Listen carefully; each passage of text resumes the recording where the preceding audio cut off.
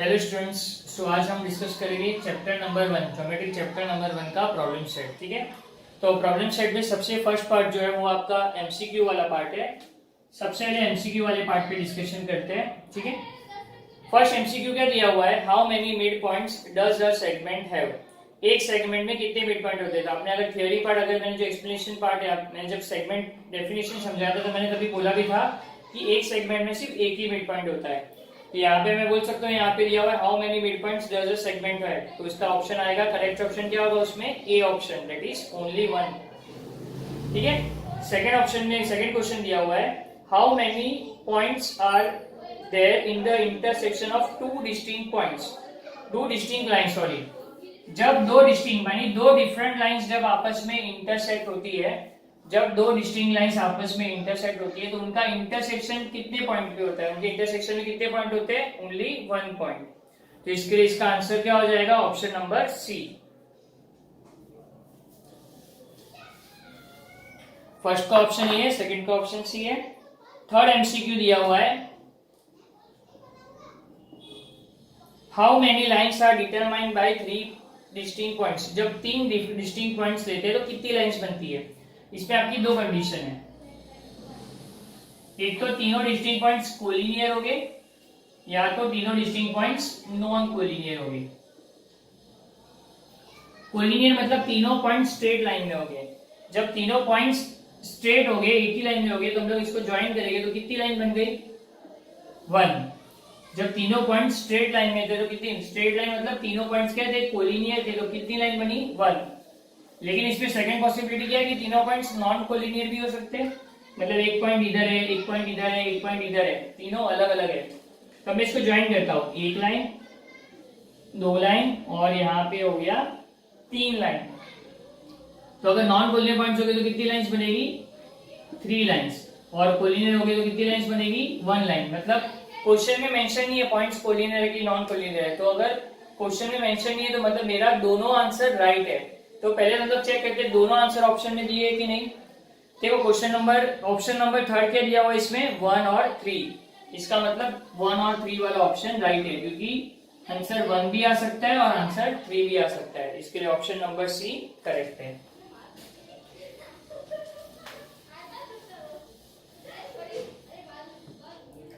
Fourth question है,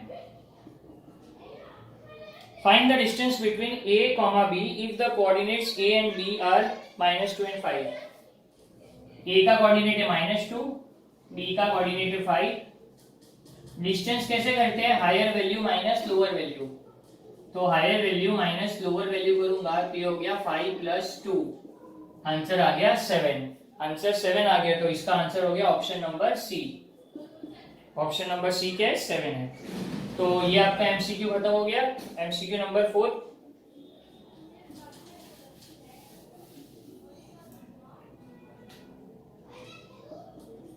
MCQ number 5 दिया हुआ है, if p dash q dash r, अगर p dash q dash r है, p dash q dash r में हम क्या करते हैं, first third, distance of first third is equal to distance of first second plus distance of second third. तो इस तरह से क्वेश्चंस होते हैं, तो हम लोग क्या करते हैं, distance of first second is equal, जब इस तरह से दिया होता है तो हम लोग क्या करते हैं, distance of first third is equal to distance of first second plus second third. अब वैल्यूज दी हुई, क्या क्या दी हुई है, डिस्टेंस ऑफ पी क्यू दिया हुआ है, पी क्यू दिया हुआ है 2, पी आर दिया हुआ है 10, और डिस्टेंस ऑफ क्यू आर हमें फाइंड करना है। तो ये क्या हो जाएगा, 10 - 2 हो जाएगा, और ये distance of Q comma R, 10 - 2 क्या हो गया, 8। Distance of Q comma R is equal to 8। Done. 8 कौन से ऑप्शन में दिया हुआ है, यहाँ पे ऑप्शन नंबर बी, तो इसका ऑप्शन नंबर बी करेक्ट है। इसका आंसर आएगा ऑप्शन बी। ठीक है, तो इस तरह से आपके सारे एमसीक्यूज खत्म हो गए। अब क्वेश्चन नंबर 2 पे आते हैं। आपके सारे एमसीक्यूज खत्म हो चुके हैं, हम लोग क्वेश्चन नंबर 2 पे आते हैं। क्वेश्चन नंबर 2 पे आपको क्या दिया हुआ है, on a number line coordinates of p q r are 3 - 5 और 6।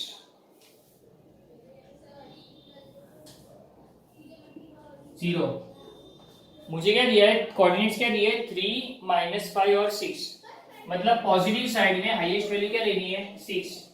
1 2 3 4 5 और 6। और नेगेटिव साइड में हाईएस्ट वैल्यू जो दी है वो है -5, -1 -2 -3 -4 और -5। ठीक है, मैंने सारे कोऑर्डिनेट्स तो ले लिया। अब मुझे इसमें coordinates of P Q R 3 -5 और 6। इसका मतलब लाइन से देखिए तो पी का कोऑर्डिनेट 3 हो गया। ठीक है, पी का कोऑर्डिनेट 3 है, क्यू का कोऑर्डिनेट -5 है और आर का कोऑर्डिनेट 6 है। तो मेरा इस तरह से बनेगा, इस तरह से बनेगा। मतलब क्या हो गया, पहले क्यू आएगा, फिर पी आएगा और फिर आर आएगा। पहले क्यू, फिर पी और फिर आर। मतलब ये मेरा क्या हो गया, Q dash P dash R के फॉर्म में हो गया। मैंने नंबर लाइन पे सब कुछ हाईलाइट कर दिया, तो ध्यान से देखिए तो ये क्या हो गया, Q dash P dash R के फॉर्म में हो गया।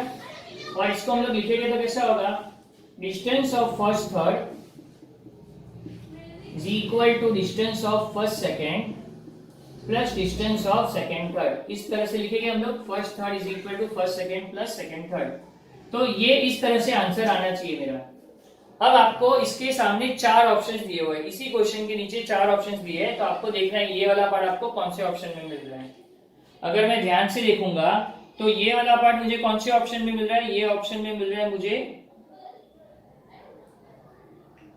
ऑप्शन नंबर 3 देखिए, which of the following statement is true, which of the following statement true. Third statement देखिए, थर्ड स्टेटमेंट में क्या दिया, डिस्टेंस ऑफ आरपी, आरपी मतलब पी आर ही हो गया, distance of RP plus distance of P Q, P Q मतलब ये क्यू पी को पी क्यू लिख रहे हैं मैं, मतलब distance of P R P plus distance of P Q is equal to distance of R Q.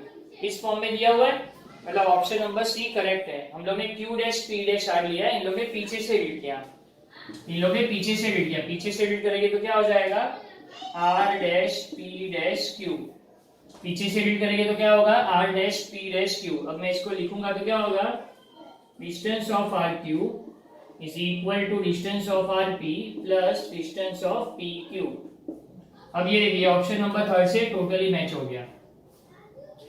ठीक है, तो आपको क्या लिखना है, third option is the correct option, और इसका रीजन क्या आएगा, because R dash P dash Q. इस तरह से आपको लिख देना है। ठीक है, ये आपका रहेगा आंसर फाइनल। आपको लिखना है statement number 3 is correct because R dash P dash Q, इतना लिख के आपको छोड़ देना है बस। तो यहाँ पे आपका क्वेश्चन नंबर 2 खत्म हो जाता है। ठीक है, देख लीजिए अच्छे से।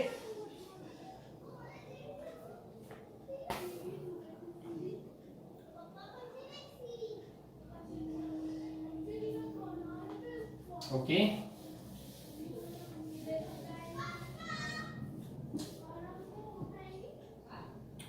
अब क्वेश्चन नंबर 3 में आपको क्या दिया हुआ है, coordinates of some pair of points are given below, hence find the distance between the points in each pair. मुझे सिर्फ डिस्टेंस फाइंड करना है। आपको पता है डिस्टेंस का फॉर्मूला क्या होता है, higher value minus lower value. तो ये टाइप के क्वेश्चन हम लोग ने एक्सरसाइज के स्टार्ट में ही किया है। तो इसमें जो हार्ड वाले क्वेश्चन है वो मैं आपके लिए कर रहा हूँ, बाकी आपके होमवर्क रहेंगे। इसमें जो हार्ड वाले क्वेश्चन है, एक तरह से देखे जाए तो इसमें एक ही क्वेश्चन हार्ड है, दैट इज x+3। मतलब आपके लिए अलग है, हार्ड नहीं है, आपके लिए अलग है।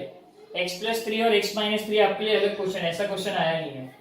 तो सबसे पहले तो इन दोनों में ग्रेटर क्या है, दोनों में कॉमन पार्ट क्या है, x है, दोनों में कॉमन पार्ट x है। अगर मैं देखूंगा कि ये x में कुछ चीज, इसमें x में क्या हो रहा है, 3 यूनिट्स बढ़ रहे हैं, और यहाँ पे y में क्या, यहाँ पे x में क्या हो रहा है, 3 यूनिट्स घट रहे हैं। मतलब अगर कोई चीज यहाँ पे x है, x में अगर दोनों इक्वल है, दोनों x है, अगर जिसमें बढ़ रहा है मतलब वो ये हो गया, और जिसमें घट रहा है वो कम हो गया। तो जो बढ़ रहा है वो वाला पार्ट ज्यादा होगा और जो घट रहा है वो वाला पार्ट कम होगा। तो अगर मैं देखूंगा तो हियर में क्या लिखूंगा, here x+3 is greater than x-3। जो पार्ट बढ़ रहा है वो पहले आएगा, जो पार्ट कम हो रहा है वो बाद में आ जाएगा। अब डिस्टेंस क्या होता है इन दोनों का, डिस्टेंस बिटवीन क्या हो जाएगा, देयरफॉर डिस्टेंस क्या हो जाएगा दोनों का, x+3 higher value minus lower value. Distance क्या हो जाएगा, x+3 minus higher value minus lower value. Bracket open करता हूं, x प्लस 3 में चेंज नहीं आएगा, ये हो जाएगा माइनस एक्स और ये minus minus plus, minus x plus x cancel, तो 3 प्लस 3 क्या हो जाएगा 6, तो डिस्टेंस हो जाएगा 6। That's all.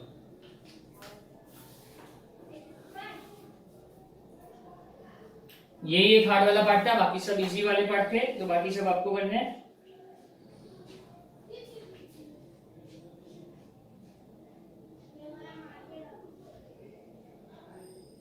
अब इसके फोर्थ क्वेश्चन पे आते हैं।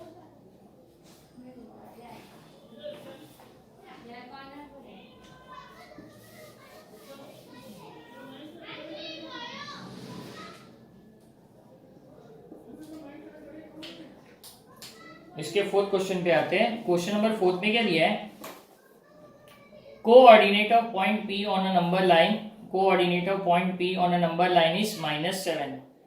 पॉइंट P का जो यहाँ पे नंबर लाइन है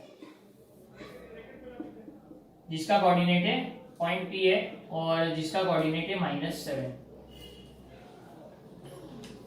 अब मुझे बोला है find the coordinates of the points on the number line which are at a distance of 8 units from the point P। देखो यहाँ पे क्या है, ये -7 है। अब मुझे बोला है इस -7 के, इस -7 से 8 यूनिट्स पे जो डिस्टेंस, 8 यूनिट के जो यहाँ से 8 यूनिट्स जाना है आगे और यहाँ से पीछे भी 8 यूनिट्स जाना है आपको। क्यों?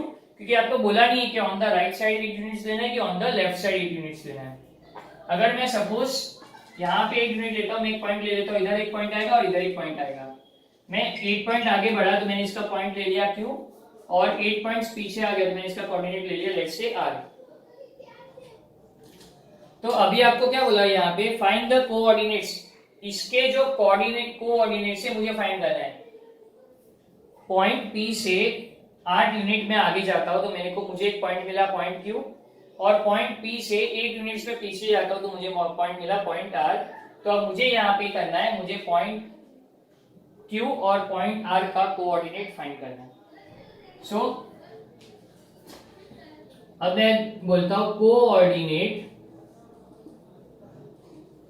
ऑफ पॉइंट Q, मुझे कोऑर्डिनेट ऑफ पॉइंट Q करना है विच is to the right, which is to the -7 के राइट में ना, which is to the right of -7, coordinate of point Q which is to the right of -7 या point which is to the right of point P। तो ये क्या हो जाएगा, जब मैं आगे जाता हूँ ना, मुझे कितना यूनिट आगे जाना है 8 यूनिट्स, जब मैं आगे जाऊंगा तो इसको +8 कर दो, जब मैं आगे जाऊंगा तो इसको +8, और जब मैं पीछे जाऊंगा तो क्या करना है -8। 8 कहां से आया, क्योंकि क्वेश्चन में 8 यूनिट्स बोला हुआ है, तो -7 + 8 क्या हो जाएगा 1। तो पॉइंट Q का कोऑर्डिनेट हो गया 1। स्टेटमेंट क्या लिखा है, coordinate of point Q, point Q का कोऑर्डिनेट फाइंड करना है which is to the right, कौन सी कहां पे, P के राइट साइड में ना, तो मैंने लिखा which is to the right of point P। जब मैं राइट साइड पे जा रहा हूँ तो मुझे क्या करना है, मैं आगे बढ़ूंगा तो +8 करना है और पीछे जाऊंगा तो -8। तो ये -7 + 8 हो गया तो 1 मिल गया। अब मुझे coordinate of point R find करना है, coordinate of point R which is to the left of point P। ये जो पॉइंट R है वो पॉइंट P के लेफ्ट में है, तो ये क्या होगा -7 -8, 8 यूनिट्स पीछे आना है, जब मैं पीछे जाऊंगा तो क्या करना है माइनस करना है, तो ये -7 -8 हो गया, तो इसका आंसर आ गया -15। दैट्स ऑल, कोऑर्डिनेट मैंने फाइंड कर लिया। ये सब यहाँ पे हमारा खत्म हो गया, आप लोग अच्छे से देख सकते हैं, एक बार देख लीजिए अच्छे से क्वेश्चन नंबर 4।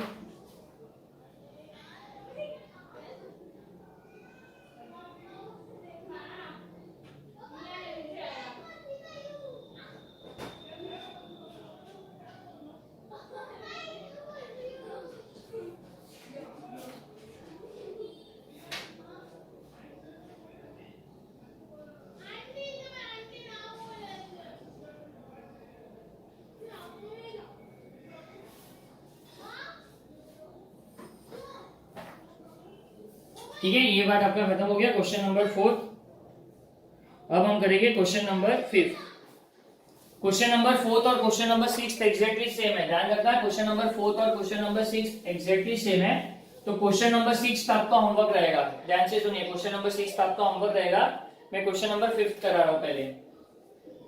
क्वेश्चन नंबर 4 और 6 सेम है, इसके लिए क्वेश्चन नंबर 6 होमवर्क रहेगा। अभी क्वेश्चन नंबर 5। क्वेश्चन नंबर 5 में मैं फर्स्ट क्वेश्चन क्या दिया है, if a dash b dash c है, distance of a comma c 17 है,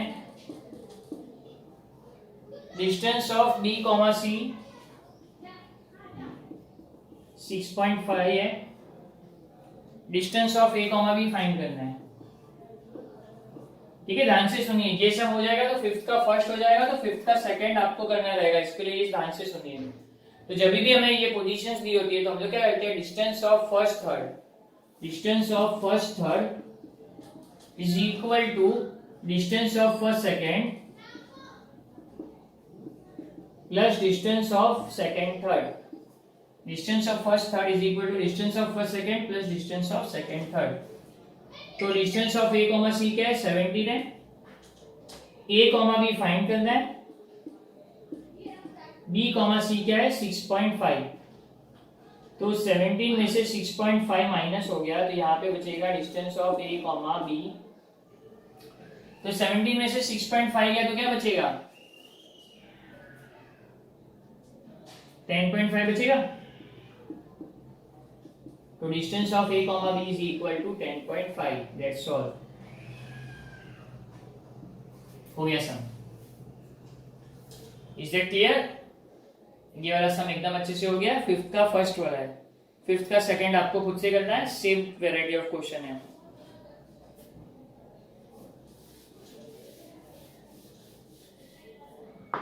सिक्स का मैंने होमवर्क दिया है। अब क्वेश्चन नंबर 7 पे आते हैं।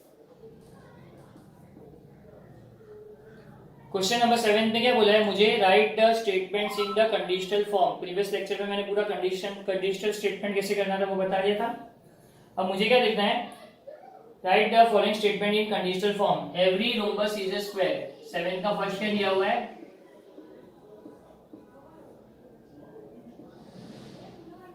Every rhombus is a square. Rhombus कितना फिगर है, रोम्बस पहले रोम्बस होगा फिर स्क्वायर होगा। Every rhombus is a square. तो पहले मैं रोम्बस लूंगा फिर स्क्वायर लूंगा। तो पहले रोम्बस और स्क्वायर दोनों ही 4 साइडेड फिगर है। रोम्बस और स्क्वायर दोनों ही 4 साइडेड फिगर है। 4 साइडेड फिगर के लिए क्या टर्म यूज होना चाहिए, क्वाड्रिलेटरल। तो every rhombus is a square, मतलब अगर कोई क्वाड्रिलेटरल रोम्बस है तो ही वो स्क्वायर होगा। पहले रोम्बस होगा फिर स्क्वायर होगा ना, क्योंकि every rhombus is a square. Her rhombus square होता है। मतलब मैं यहाँ पे रोम्बस पहले यूज कर रहा हूँ, तो मैं क्या लिखूंगा, इफ एवरी, एवरी क्यों यूज किया क्योंकि क्वेश्चन में मेंशन है। If every quadrilateral, if every quadrilateral is a rhombus then it is a square. If every quadrilateral is a rhombus then it is a square, या then it is a square। इतना proper है, ज्यादा lengthy नहीं करता। then every quadrilateral is a square लिखूंगा तो और लंबा हो जाएगा। शॉर्ट में देखा जाए तो क्या है, if every quadrilateral is a rhombus then it is a square। Rhombus compulsory statement है, उसको पहले ले लिया, स्क्वायर बाद में, क्योंकि पहले रोम्बस फिर स्क्वायर लेना है। ठीक है, आप लोग देख सकते हैं, बहुत सिंपल चीज है। सेकंड क्वेश्चन क्या दिया हुआ है इसका, कंपलसरी चीजों को ढूंढो तो ही आपको पता चलेगा। ये सेकंड क्वेश्चन दिया हुआ है, angles in a linear pair are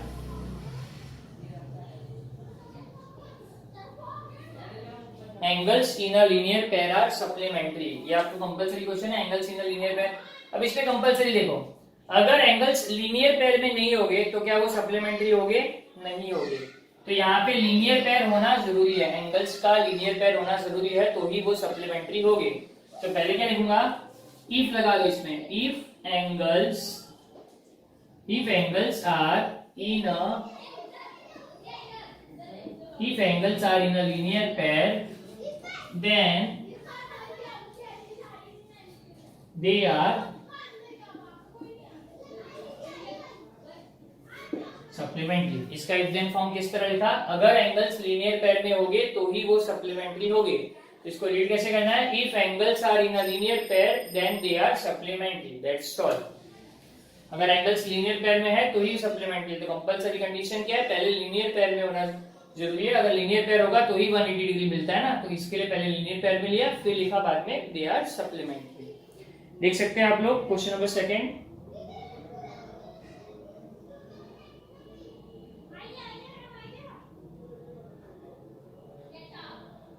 question number third पे आते हैं।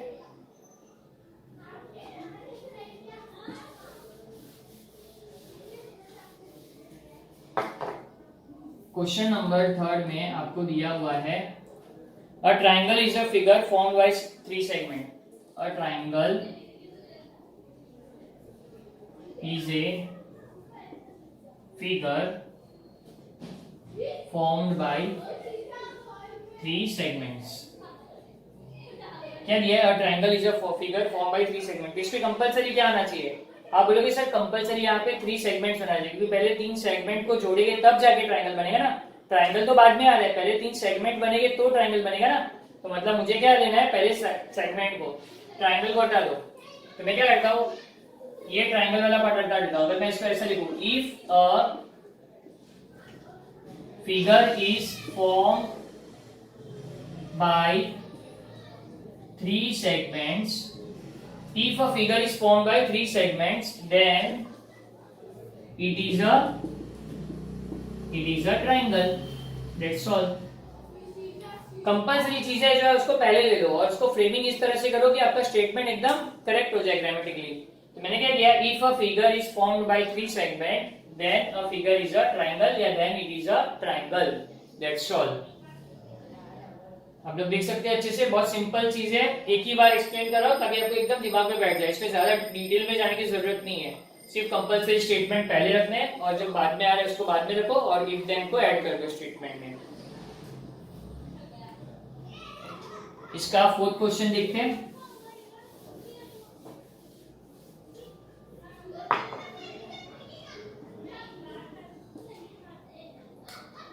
A number having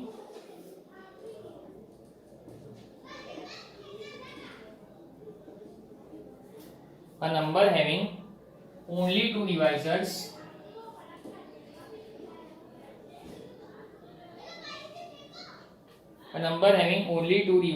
is called a prime number.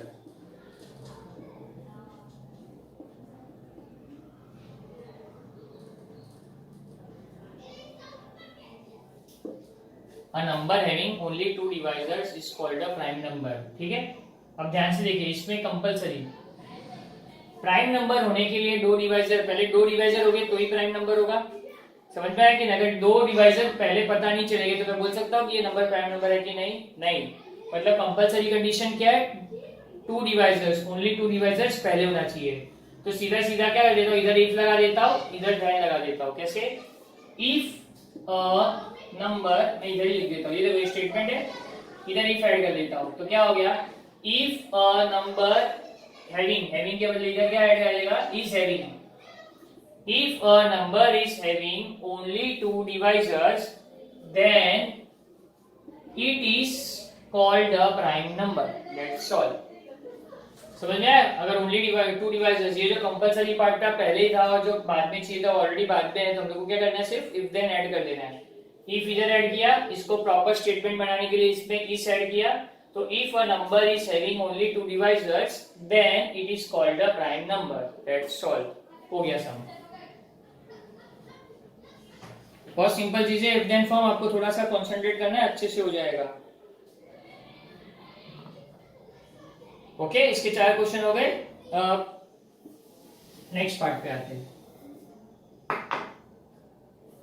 Question number 8। Question number 8 में इफ देन फॉर्म है, इफ को कट करके देन लगाओ, देन को कट करके इफ लगाओ, वैसे ही क्वेश्चन है। मैं फर्स्ट सेकंड ले रहा हूँ, थर्ड फोर्थ आपको होमवर्क दे दूंगा। बहुत इजी चीज है, खाली इसमें चेंज ही करना है if then.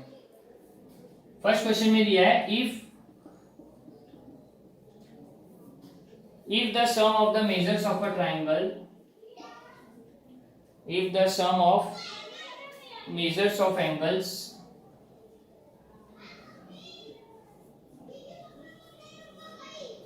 if the sum of measures of angles in a figure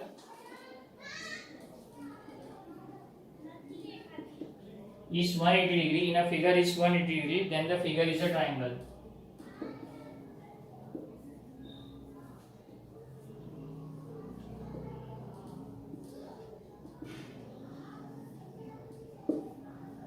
Then the figure is a triangle. ठीक है, जस्ट अ मोमेंट. ठीक है, इसमें हमें क्या करना है, इसमें हमें इफ देन फॉर्म में इसको कन्वर्स बताना है. तो इसका कन्वर्स कैसे होगा, देखो इफ को कट करके क्या लिखना है, देन को कट करके क्या लिखना है, इफ. अब पहले फ्रेमिंग करो. If the figure is a triangle, if the figure is a triangle, then the sum of measures of angles in a figure is 180 degree. Proper framing हो रहा है. अगर प्रॉपर फ्रेमिंग हो रहा है तो इसको एज इट इज लिख दो.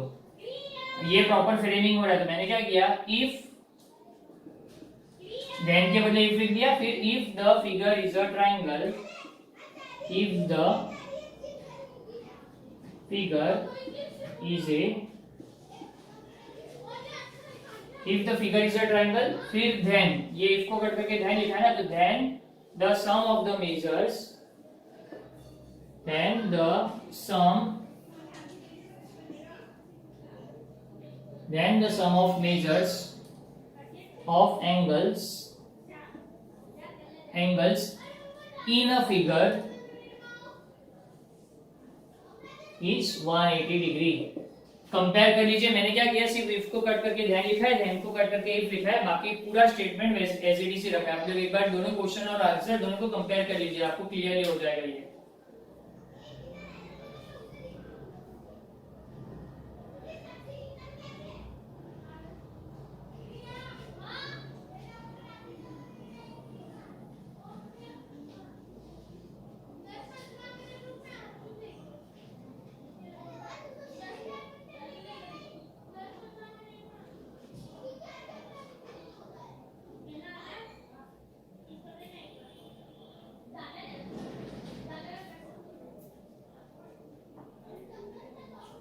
ठीक है, अब नेक्स्ट पार्ट पे आते हैं, इसका second question.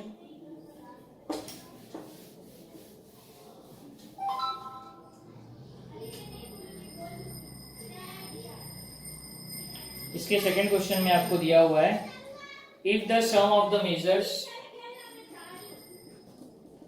If the sum of the measures,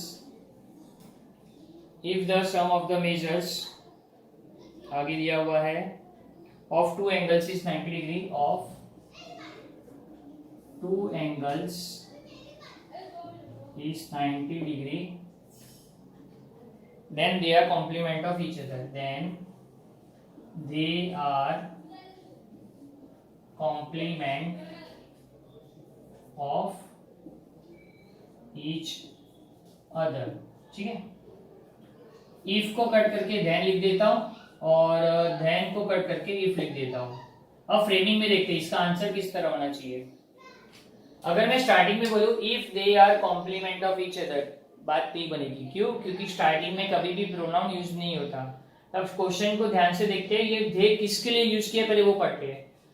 if the sum of the measures of two angles is 90 degree, then they are complement. Then they मतलब यहाँ पे टू एंगल्स है ना, टू एंगल्स है, इसके लिए यहाँ पे दे यूज किया हुआ है. तो मैं क्या करूंगा, if two angles are complement of each other, then the sum of the measures of two angles is 90 degree. आ रही बात समझ में. ये दे के बदले, ये दे स्टार्टिंग में प्रोनाउन यूज नहीं करते, तो मैं दे के बदले स्टार्टिंग, ये दे किसके बदले यूज किया है, टू एंगल्स के बदले. ये जो दे है वो टू एंगल्स के बदले यूज किया है. तो मैं क्या करूंगा, इफ दे के बदले आएगा two angles, if two angles are complement of, if two angles are complement of each other, if two angles are complement of each other, then the sum of the measures of two angles is 90 degree. That's all। हो गया ये वाला part, देख लो अच्छे से। सिर्फ if को कट करके दैन लिखा और दैन को कट करके इफ लिखा और थोड़ा सा मॉडिफाई कर लिया। क्यों? क्योंकि स्टार्टिंग में प्रोनाउन यूज नहीं होता, तो मैंने बोला जहां पे हमें लगेगा कि ये प्रॉपर फ्रेम नहीं हो रहा, वहां पे हमें थोड़ी चेंजेस लाने पड़ेंगे। ठीक है, तो इसका थर्ड और फोर्थ होमवर्क ले लेना, बहुत इजी है। अब हम आते हैं क्वेश्चन नंबर 9 पे।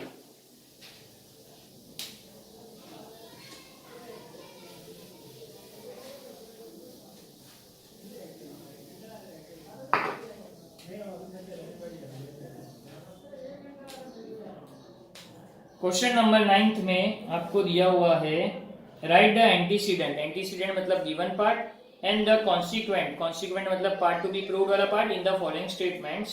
ठीक है,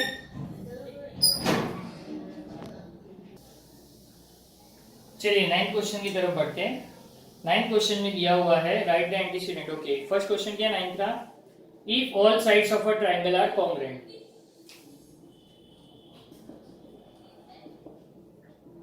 if all sides of a triangle are congruent, then its all angles are congruent।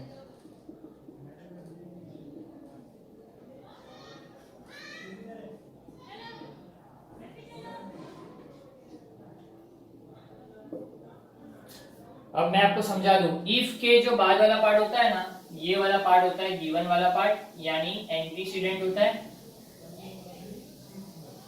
और जो देन के बाद वाला पार्ट होता है ना, वो होता है टू प्रूव वाला पार्ट, यानी कॉन्सिक्वेंट होता है। तो आपको यहाँ पे एंटीसीडेंट और कॉन्सिक्वेंट ही पूछा है। तो अगर मैं बोलूंगा इस सब में एंटीसीडेंट क्या है, एंटीसीडेंट क्या होगा? ऑल साइड्स, इफ के बाद क्या है? All sides of a triangle are congruent, all sides of a triangle are congruent. मैंने बोला इफ के बाद वाला जो भी होगा वो गिवन वाला पार्ट है, और जो देन के बाद वाला होगा वो टू प्रूव वाला पार्ट है, यानी कॉन्सिक्वेंट है। तो एंटीसीडेंट में मैंने क्या लिखा? All sides of a triangle are congruent. Consequent में मैं क्या लिखूंगा?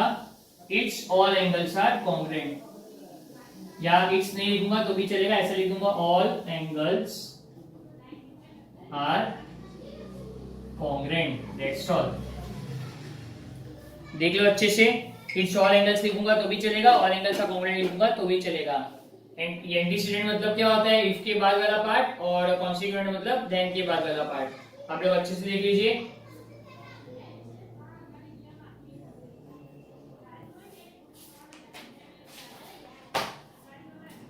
ठीक है, अब 9th के सेकंड क्वेश्चन पे आते हैं।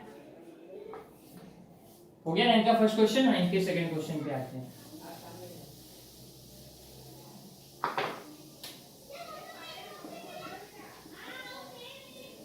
नाइन्थ के सेकंड क्वेश्चन में the diagonals of a parallelogram bisect each other, क्या दिया है?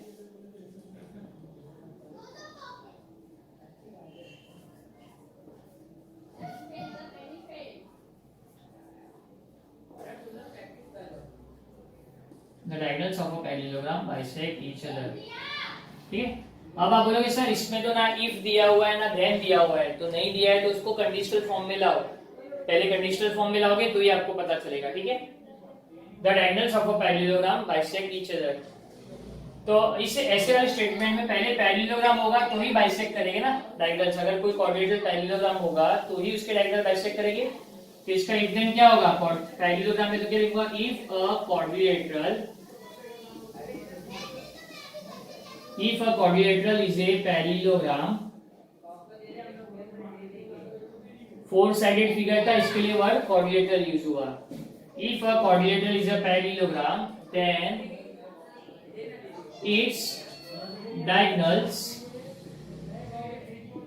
bisect each other। If a quadrilateral is a parallelogram then its diagonals bisect each other, ठीक है। तो एंटीसीडेंट क्या होगा इसका, एंटीसीडेंट क्या होगा इसका, इफ के बाद वाला पार्ट, इफ के बाद वाला पार्ट क्या है,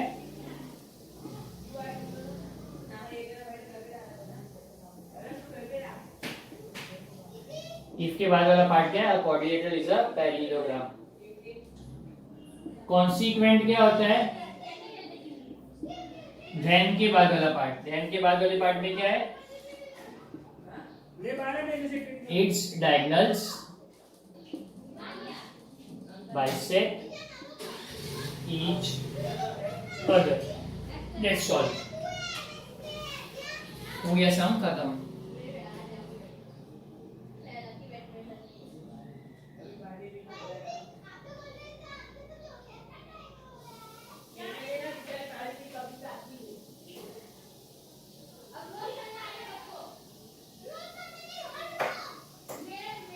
ठीक है, तो 9th का सेकंड क्वेश्चन आपने देखा होगा, क्या लिखा मैंने, अ क्वाड्रिलेटरल इज अ पैरेललोग्राम और डायगोनल्स बाइसेक्ट ईच अदर या it's diagonals bisect each other. It's लिखो या नहीं लिखो चलेगा, कोई प्रॉब्लम नहीं है, ठीक है। तो ये एंटीसीडेंट और कॉन्सिक्वेंट हो गया, 9th सम आपका खत्म हो गया। एक बार देख लीजिए अच्छे से, फिर 10th सम पे आते हैं।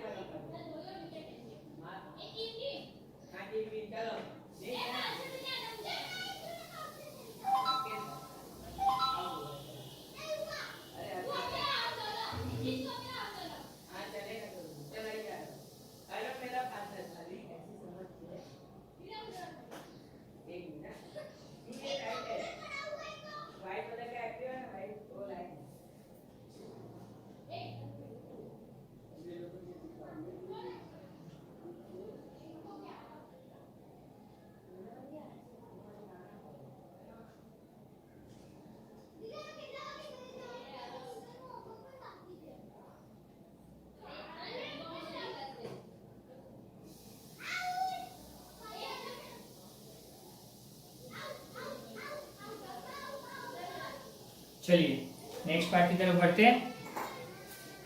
क्वेश्चन नंबर 10,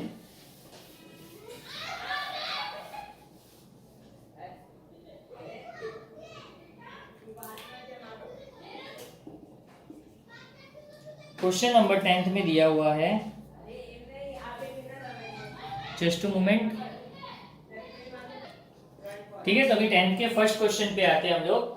10th में दिया हुआ है, draw label figure showing information in each of the following statements and right the antecedent and the consequent.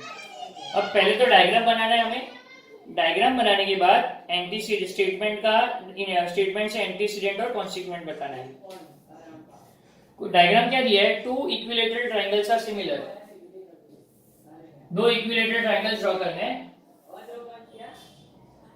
Triangle ABC, मैं सिर्फ ऑल साइड्स इक्वल बता देता हूं तो पता चल जाएगा इक्विलेटरल है, और एक छोटा ट्रायंगल बना देता हूं, ट्रायंगल पीक्यूआर।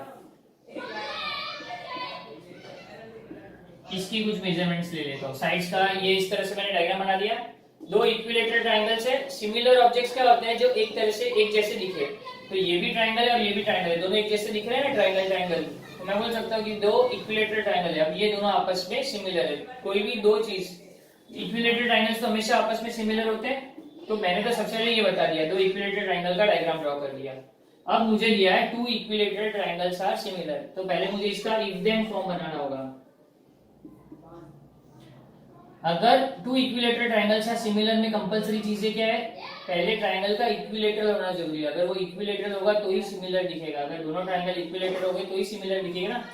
तो मैं क्या करूंगा, if two triangles, if then form क्या होगा, if two triangles are equilateral, if two triangles are equilateral then they are similar, if two triangles are equilateral then they are similar। कहने का मतलब है, अगर मैं यहां से देखूं two triangles are equilateral तो मेरा एंटीसीडेंट वाला पार्ट मिल जाएगा मुझे, एंटीसीडेंट में मैंने क्या बोला था, एंटीसीडेंट में क्या होता है, इफ के बाद वाला पार्ट, तो two triangles are equilateral, antecedent हो गया। अगर मैं कॉन्सिक्वेंट ढूंढूंगा इसमें, कॉन्सिक्वेंट मतलब क्या आ जाएगा, कॉन्सिक्वेंट मतलब देन के बाद वाला पार्ट, देन के बाद वाला पार्ट क्या है, दे आर सिमिलर, डन। मैं ऐसा लिख सकता हूँ टू ट्रायंगल्स आर इक्विलेटरल, और कॉन्सिक्वेंट में ऐसा भी लिख सकता हूँ टू ट्रायंगल्स आर सिमिलर, ऐसा भी दे के बदले टू ट्रायंगल्स लिखूंगा तो भी चलेगा। Two triangles are equilateral, two triangles are similar, ये कॉन्सिक्वेंट में लिखूंगा, डन। डायग्राम बना दिया, पहले स्टेटमेंट को इफ देन फॉर्म में लिखा, फिर इफ के बाद वाला पार्ट एंटीसीडेंट और देन के पार्ट वाला पार्ट कॉन्सिक्वेंट, डन। 10th का फर्स्ट हो गया। अब 10th, चलिए सेकंड सम की तरफ बढ़ते हैं। अभी फर्स्ट सम रख कर देता हूँ, एंटीसीडेंट कॉन्सिक्वेंट बता दिया यहाँ पे। क्वेश्चन नंबर 10th का सेकंड है। सेकंड में क्या दिया है, सेकंड क्वेश्चन में दिया है if angles are in a linear pair then each of them is a right angle. मुझे क्या करना है, ये डायग्राम देखो इस तरह से, हर दोनों एंगल राइट एंगल होने चाहिए। एंगल्स लीनियर पेयर में होने चाहिए, लेकिन दोनों एंगल राइट एंगल होने चाहिए। ये कभी होगा जब ये इससे परपेंडिकुलर होगा, तभी होगा ना। आपको नेमिंग करना है तो आप ऐसा कर सकते हो, नेमिंग ए बी सी और डी। समझ में? मुझे लीनियर पेयर में एंगल बताने थे, लेकिन लीनियर पेयर में मैं ऐसा करके ऐसा करता तो भी लीनियर पेयर हो जाते, इस तरह से ड्रॉ करता तो भी लीनियर पेयर होते, लेकिन मुझे इस तरह से लीनियर पेयर करने थे कि दोनों एंगल राइट एंगल आए। दोनों एंगल राइट एंगल कभी आएंगे जब मैं इसको इससे परपेंडिकुलर ड्रॉ करूंगा। आ रही बात समझ में? तो मैंने यहाँ पे परपेंडिकुलर ड्रॉ कर दिया। अब मुझे क्या बताना है, इसमें सिर्फ एंटीसीडेंट और कॉन्सिक्वेंट बताने हैं। ठीक है, मैं पहले स्टेटमेंट लिख देता हूं, if angles are in a linear pair, if angles in a linear pair are congruent,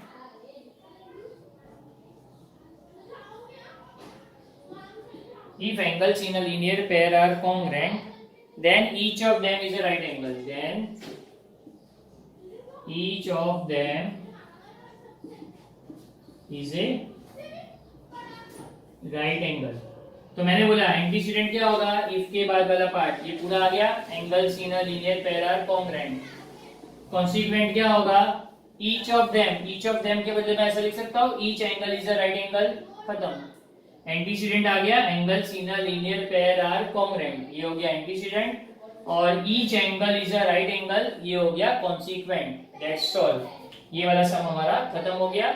इसका जो थर्ड क्वेश्चन है वो आप लोग ट्राई करना, वो आपका होमवर्क रहेगा। इस तरह से आपका ये चैप्टर खत्म हो गया, आपको सिर्फ इसका प्रैक्टिस करना है। जो भी डाउट्स है हम लोग लाइव सेशंस पे देख लेंगे, ठीक है।